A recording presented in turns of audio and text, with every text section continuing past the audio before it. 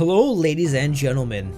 If what you're looking for is some help to survive these upcoming trials like a true member of STARS and to avoid becoming a Jill sandwich, then this guide for the one and only Jill Valentine from the Resident Evil franchise is made just for you.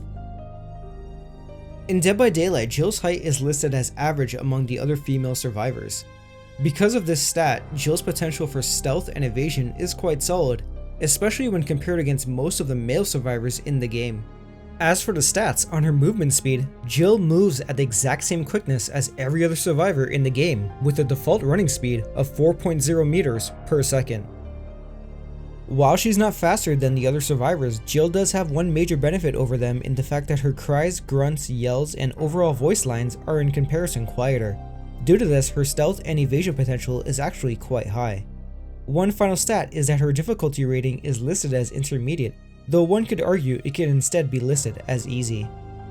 The appearance and design of Jill in Dead by Daylight was not her original 1996 Resident Evil one, but instead the developers decided to go with her most recent design from the 2020 release of Resident Evil 3 Remake.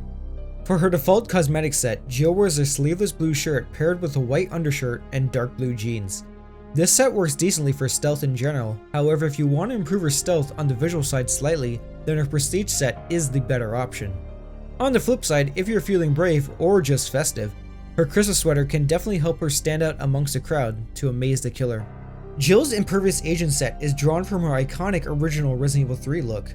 This set has Jill sporting a blue tank top, a black skirt with a white shirt tied around her waist, and brown boots. Due to Jill exposing more of her skin in this set, her visual stealth isn't quite as good as her default set. That being said, it's still a personal favorite of mine.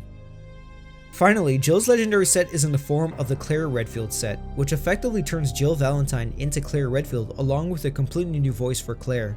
Thankfully, this new voice doesn't change her voice rating from quiet. For her design, Claire's appearance is based off the 2019 release of Resident Evil 2 Remake, which includes her signature red jacket and medium colored blue jeans. Although this set is not the greatest for visual stealth, it can work decent in some situations. Lastly, one key change with the set is in its interactions with Nemesis. When pulling Claire from a locker or performing a Mori, Nemesis does not say his iconic STARS lines since Claire is not a member of STARS like Jill and her brother Chris.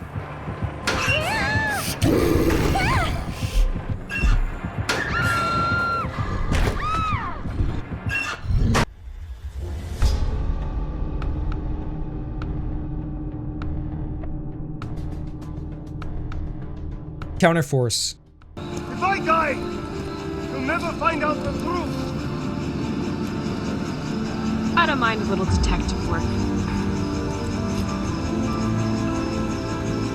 When using Counterforce, you cleanse totems 20% faster, gain a stackable 20% cleansing speed bonus per cleansed totem, and after cleansing a totem, the aura of a totem farthest from you is revealed to you for 2, 3, or 4 seconds.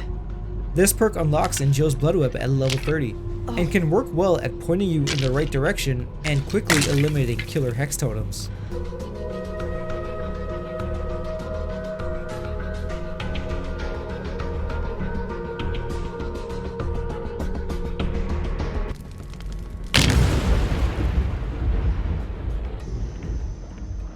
To increase the effectiveness of Counterforce, you can pair it with these perks. Small Game. The synergy between Counterforce and Small Game is very strong. This is because Small Game will pinpoint totems with its sound notification and also help you keep track of the amount of totems that have already been cleansed. While at the same time with Counterforce, your cleansing speed will keep stacking by 20% after every totem you've cleansed, and it will be revealing a totem location to you via its aura reveal. Due to Small Game helping on the audio side and Counterforce helping on the visual side, having both of these together makes totem hunting very powerful. Detective's Hunch. While both Counterforce and Detective's Hunch's abilities overlap, they can still work quite well together. Detective's Hunch activates whenever you or one of your teammates completes repairing a generator.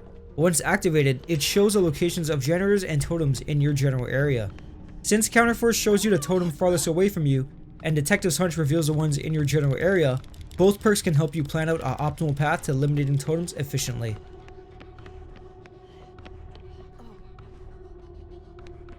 Inner Strength, aka Inner Healing.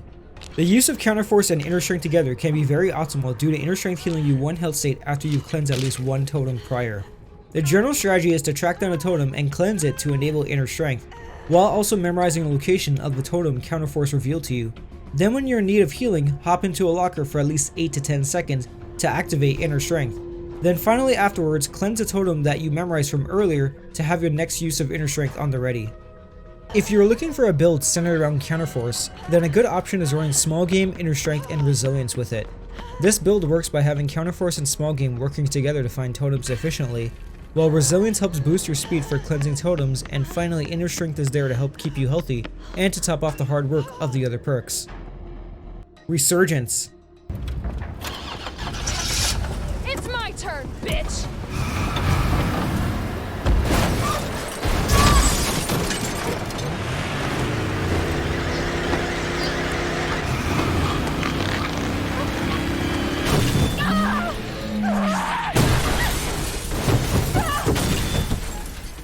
When using Resurgence, after being unhooked or unhooking yourself, instantly gain 40, 45, or 50% to your healing progress.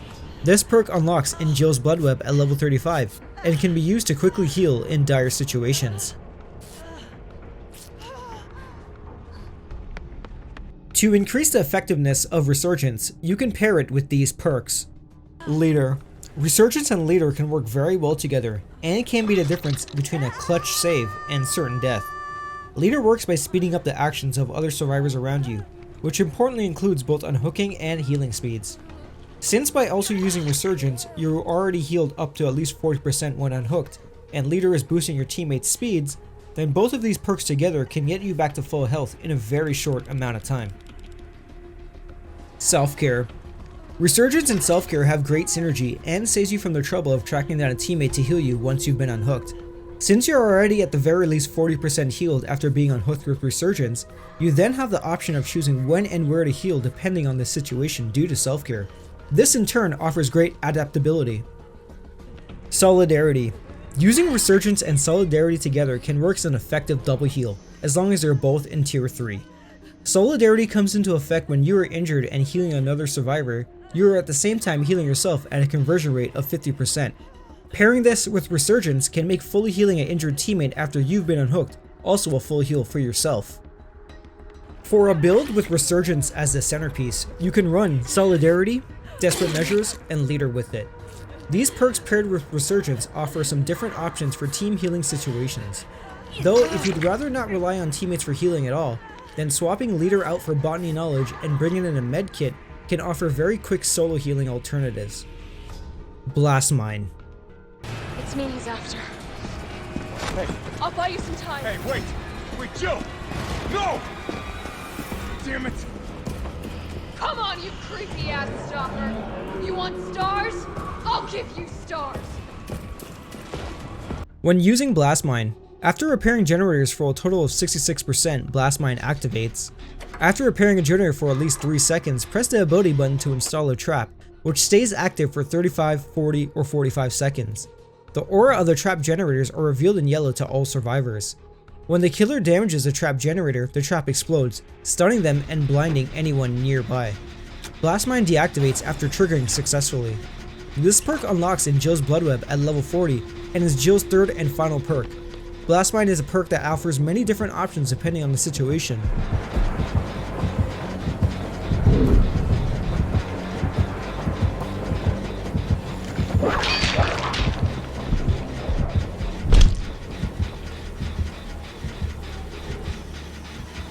To increase the effectiveness of Blast Mine, you can pair it with these perks. Flashbang. Pairing Blast Mine with Flashbang can be a very fun combo for you, and a quite annoying one for the killer. The synergy of these two perks work well since you need to be working on a generator in order to activate both perks. Once both perks are activated, you can perform chain blinds on the killer, or you can hold onto the Flashbang and use it to buy yourself some time in a chase, or you could always use it to save a teammate. Repressed Alliance.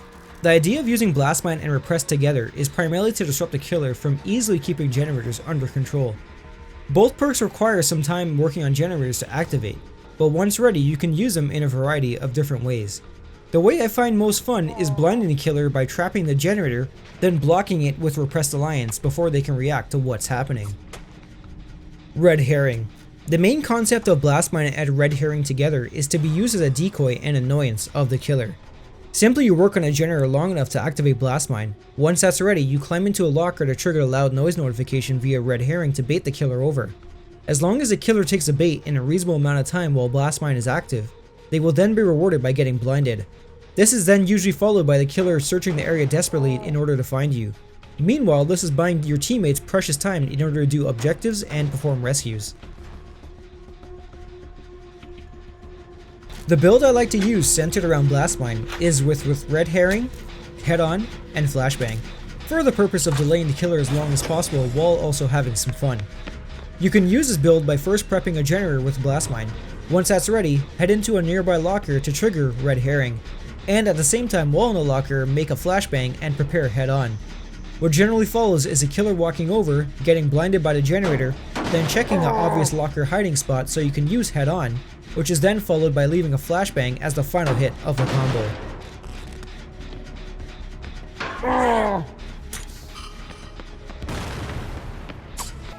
And that wraps up everything for this guide on the one and only Miss Valentine.